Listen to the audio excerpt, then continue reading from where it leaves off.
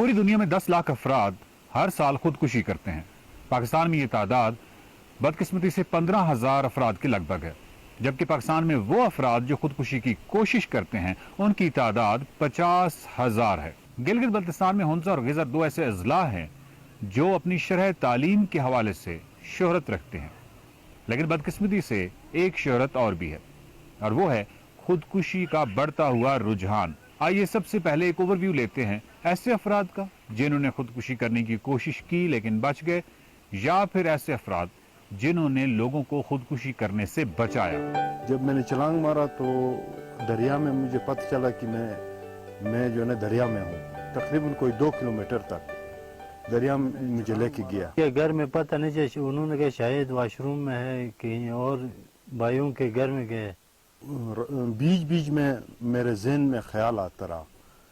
ख्याल इस तरह आ गया कि बड़ा सा झील बन रहा है, तो उसमें कश्तियाँ चल रहे हैं। जब मैंने दरिया की तरफ देखा तो एक बंदा दरिया पे आ रहा है, ब्लैक बाल वाला। दोनों तरफ दरिया है, मैं बीच में निकल गया। बीच में जब निकला तो फिर मुझे ख्याल आया कि मैंने खुदकशी करना है। मेरा ज़हन जो ना उस पे आ गया, तो मैंने इस दुनिया में नहीं रहना, मैंने बस जाना है। तो फिर जब मैं दौड़ा दरिया की तरफ, तो जब दरिया के पास पहुंचा तो मेरा ज़हन फिर दोबारा काम करना स्टार्ट कि नहीं, मैंने इस तरह नहीं करना है, तो मैंने अपने आप को बचाना है। वो मुख्तलिफ असरात हो गए थे मेरे ज़हन में। वो शुरू में यह है कि मेरे आंखों के सामने तस्वीरें आता था मुख्तलिफ किस्म के, तो तस्वीर आता था और सुनाई देता था मुझे। मतलब ये होता था कि मैं देखता था कुछ भी नहीं है, लेकिन मेरे कान में आवाज़ आता था इस टाइप के। जब मैंने दवाई छोड़ दिया तो मेरे ज़हन में मुख्तलिफ ख्यालात आने स्टार्ट हो गए थे। फिर जब मैं दोबारा फिर गया तो उन्होंने कहा नहीं, दवाई खाना लाजमी है। ज़्यादातर जो मैंने अपना फैमिली में देखा है कि उनको ये कि उनको पता नहीं कुछ नज़र आ रहा होते जो कि दूसरे नॉर्मल बंदे को वो नज़र नहीं आएंगे, तो वो ये कर रहे होते कि यार मुझे ये नज़र आया या वो नज़र आया। जब आप खुद देखोगे कुछ भी नहीं है, साउंड भी उनके कान में कुछ साउंड भी आते कि यार ये आवाज़ मुझे दे रहे, मुझे वो बाकायदा पुकार रहे कि यार इधर आ जाओ, पता नहीं क्या क्या सीन।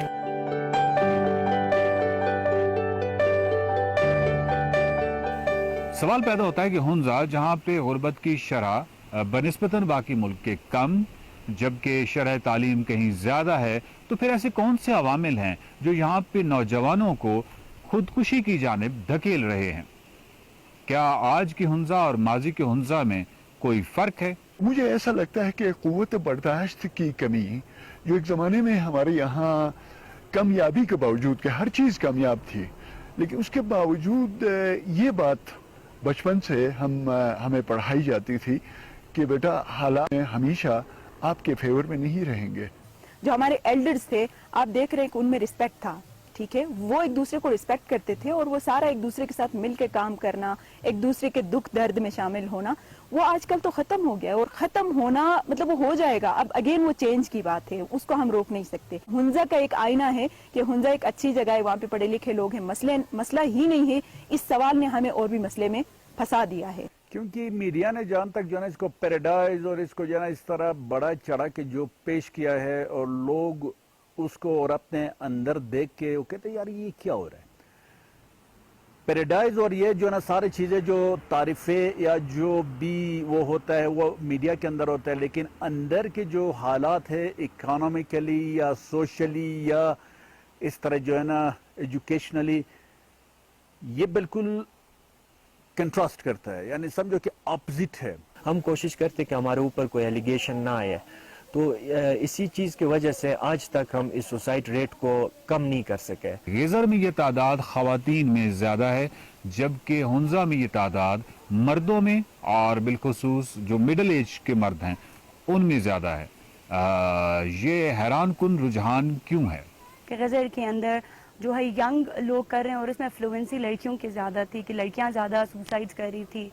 लेकिन हुंजा का हमने एक डायनेमिक स्टडी जब कंडक्ट किया तो हमें पता चल रहा था कि यहाँ मिडिल एजेस के एडल्ट सुसाइड्स के ज़्यादा केसेस थे, और फिर उसमें भी ये लग रहा था कि मर्दों में सुसाइड ज़्यादा प्रिवेल कर रहा था। अगेन कंपटीशन एंड کیونکہ جینڈر رولز میں کیونکہ میں جینڈر سے زیادہ ریلیٹ کر کے سمجھتی ہوں کہ how the man in the society are pressurised کہ انہوں نے مرد بننا ہے, ان کی غیرت مند بننا ہے, they have to be the breadwinners, اور ان کو لگتا ہے ان کے اسٹیک پہ کوئی لڑکی اس لیول پہ آئی ہے, یا ان کی کمپٹیشن جب آٹومیٹکلی اپوزٹ جینڈر سے ہو جاتی ہے وہ بہت فرسٹریشن کا شکار ہو جاتے ہیں. کیونکہ وہی ہے نا جو امپاورڈ ہیں, ہم ان کو امپاورمنٹ کی صحیح ڈیفینیشن پتہ ہے. جو لوور ماسز پہ لوگ ہیں ان کے لیے وہ غلط as a risk of life ہو جاتی ہے. اب بھی دیکھیں کہ پورا جتنا بھی انسٹیٹیوشن فوکس کام بھی ہے وہ شاید وومن امپاورمنٹ پہ زیادہ ہے, لیکن آن دا سیم سائڈ رولر مین کے ایکسپیرینسز کے اوپر کوئی بات نہیں کرتا, جس میں بہت زیادہ فرسٹریشنز ہیں. گھر پہ جاب نہیں مل رہی تھی صحیح سے, بچے زیادہ تھے تو افورڈ نہیں کر پا رہا تھا, تو اس نے سیدھا خودکشی کر لیا. اس طرح کے کیسز تو ہمارے اسکرین پہ آئے ہیں سامنے. نمایاں فیکٹرز آ رہے ہیں. ایک تو اس میں سائیکیٹرک النس کا ہے کہ وہاں پہ جو ایک کیس اس میں پریزنٹ کیا گیا ہے, انیشیلی جو وہ جس انداز سے وہ پرسکرائب کرتے ہیں اپنے کیس اسٹڈی کو, اپنے کیس کو, جو جس طریقے سے انہوں نے سوسائڈ کمٹ کرنے کی کوشش کی ہے, اس میں جو اسکیزوفرینیا کی پاسبلٹی ہے وہ نظر آتی ہے. بعد میں وہ یہ بھی کہتے ہیں کہ وہ ڈرگ ٹریٹمنٹ بھی لے رہے تھے, سائیکیٹرک ٹریٹمنٹ بھی لے رہے تھے, تو وہ the possibility of psychiatric illnesses جو ہے نا وہ ڈومیننٹ ہے. آج آپ نہیں دیکھیں گے کہ 70 سال کے کسی عمر رسیدہ آدمی نے بیماری سے تنگ آ کر خودکشی کر لی, یا یہ کہ کسی خاتون نے. یہ جو ڈائیورشن ہے ٹوٹل جو ہے نا وہ یوتھ کی طرف ہے. جنریشن گیپ جو ہے اس میں آپ تبدیلی کو یا چینج کو نہیں روک سکتے. تو وہاں پہ جب آپ ان چیزوں کو ان پہ اپوز کرتے ہیں کہ وہ ایک آج ڈیجیٹل دور میں پیدا ہوئے ہیں اور آپ پہلے کی باتیں کر کے وہ ان پہ اپوز کرتے ہیں, تو شاید وہ ان کے لیے بہت مشکل ہوتا ہے کہ وہ اس میں اپنے آپ کو ڈالیں. ہم نے ہمیشہ سے کیا کیا ہے کہ ہم نے بچوں کو ٹرین کیا ہے کہ وہ کس طرح اپنے آپ کو ماڈرنائز کریں, کس طرح کریں, لیکن کبھی کسی انسٹیٹیوشنز نے پیرنٹس کو اس طرح کے ماسز کو موبلائز کرنے کی کوئی کوشش نہیں کی جو بالکل مین اسٹیک ہولڈرز ہوتے ہیں کسی بھی حادثے میں. پامیری ٹائمز کے مطابق 1996 سے 2016 تک صرف غزر میں 300 خواتین نے خودکشی کی. سوس ٹائمز کے مطابق 2013 سے 2015 کے درمیان یعنی صرف 2 سال کے عرصہ میں اپر ہنزا گجال میں 13 نوعمر لڑکیوں اور لڑکوں نے خودکشی کی. ایجوکیشن اور سوشو اکنامک تو بہت بعد کی چیزیں آ جاتی ہیں. The foundational thing is the basic household matters, جو کہ آپ کے بہت حد تک ہمارے کلچر ڈٹرمن کرتی ہیں. اس میں وہ جینڈر رولز بھی آ سکتے ہیں, پھر وہ finance and education is the next level, but جو بالکل on the grass root level جو ہماری لیونگ کنڈیشنز ہیں that are the major consideration. بچے سے توقع تھی کہ وہ اے گریڈ حاصل کرے گا, بچہ جو ہے نا بی گریڈ میں آیا تو پیرنٹس نے جو زیادہ کوالٹی سیکرز ہیں انہوں نے جھٹکیاں دی اور بچے نے خودکشی کر لی. ہنزا میں خودکشی کے بڑھتے ہوئے اس رجحان کے پیچھے ایک فیکٹر بہت نمایاں ہے, اور وہ ہے تعلیمی میدان میں مقابلہ. کمپٹیشن ورسز کوآپریشن جو ہے اس سوسائٹی میں, اس میں ایک طرف تو کوآپریشن کا ایک لیسن جو ہے, جو انسٹرکشنز ہے وہ لوگوں کو بتاتے ہیں, لیکن ساتھ ساتھ وہ کمپٹیشن کو بھی آگے بچوں کو کمپٹیشن میں بھی ڈالا ہوا ہے. پرابلم یہ ہے کہ ہمارے پیرنٹس اور ہماری جو سوشلائزیشن بچپن سے ہوا ہے نا, ہم دوسرے فیملی کے ساتھ یا دوسرے کلاس فیلوز کے ساتھ خود کو بہت ریلیٹ کر رہے ہوتے ہیں. فار ایگزامپل میرے گھر میں جب بھی مجھے ایگزامپل دیتے, وہ کلاس میں کوئی ٹاپر ہے تو اس کے ایگزامپل دیا کرتے تھے کہ یار اس کے بچے اگر 90% سے ایگزام پاس کر سکتے تو آپ کیوں نہیں کر سکتے. والدین جو ہے اور بھی اس کو دباتے ہیں کہ تم کیا پاگل بنے ہو, تم کس طرف جا رہے ہو, تمہیں غرق ہونا چاہیے, تمہیں مرنا چاہیے, تمہیں.